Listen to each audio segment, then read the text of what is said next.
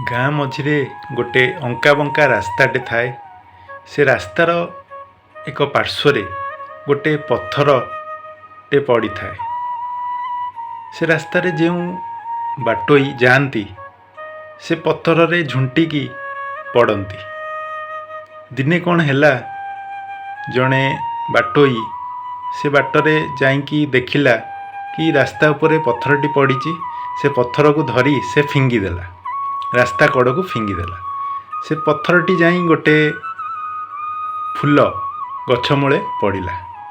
ସେ ଫୁଲଟି ଯେତେବେଳେ ସେ ପଥରକୁ ଦେଖିଲା, କହିଲା, ଭାଇ ପଥର, ତୋ ପାଇଁ ସମସ୍ତେ ରାସ୍ତାରେ ହଇରାଣ ହେଉଥିଲେ, ଦେଖ ତୋତେ ରାସ୍ତାରୁ କାଢ଼ିକି ଫୋପାଡ଼ି ଦିଆଗଲା।